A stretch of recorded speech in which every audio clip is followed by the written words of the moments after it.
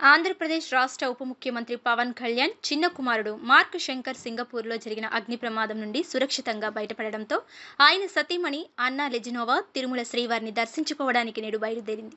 రేపు ఉదయం దర్శించుకోనున్న అన్నా లెజినోవా కాసేపటి క్రితమే శ్రీవారికి తలనీలాలు సమర్పించింది. అందుకు సంబంధించిన వీడియో ఇప్పుడు సోషల్ మీడియాలో హాట్ టాపిక్ గా మారింది. క్రైస్తవ మతస్థురాలు కావటంతో తిరుమలలోకి అడుగు పెట్టగానే డిక్లరేషన్ ఫామ్ మీద సంతకం చేసింది అన్నా లెజినోవా. అనంతరం ఆమె గోవింద నామాన్ని స్మరిస్తూ తలనీలాలు సమర్పించింది. ఈ సందర్భంగా సోషల్ మీడియాలో ఆమెపై సర్వత్రా ప్రశంసల వర్షం కురుస్తుంది.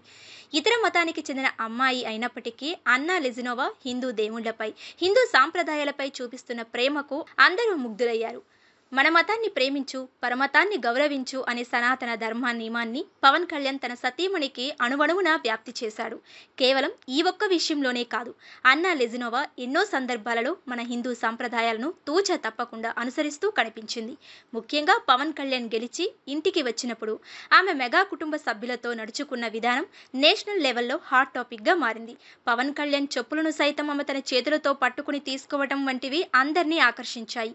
ఇవన్నీ చూస్తుంటే అన్నా లెజినోవా మంచి అమ్మాయి మాత్రమే కాదు, మన తెలుగు సాంప్రదాయాలను నియమనిష్టలతో అనుసరించే అమ్మాయి అనొచ్చు.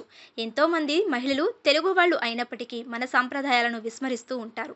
అలాంటి వాళ్ళందరికీ అన్నా లెజినోవా ఒక ఆదర్శప్రాయంగా నిలుస్తుందని పవన్ కళ్యాణ్ అభిమానులు సోషల్ మీడియాలో కామెంట్స్ చేస్తున్నారు. అయితే తిరుమలకు అన్నా లెజినోవా ఒంటరిగా రావడం ఇప్పుడు హాట్ టాపిక్ గా మారింది. పవన్ కళ్యాణ్ ఓఎస్టీ మరియు ఆయన సిబ్బంది ఆమెతో వచ్చారు, కానీ పవన్ కళ్యాణ్ మాత్రం రాలేదు. రేపు ఆయన హరిహర వీరమల్లు మూవీ షూటింగ్ లో పాల్గొనే కార్యక్రమం ఉండటంతో ఆయన రాకుండా కేవలం తన సతీమణిని తిరుమలకు పంపారని విశ్వసనీయ వర్గాల నుండి అందుతున్న సమాచారం. మే 9న ఈ చిత్రం విడుదల కాబోతున్న సంగతి తెలిసిందే.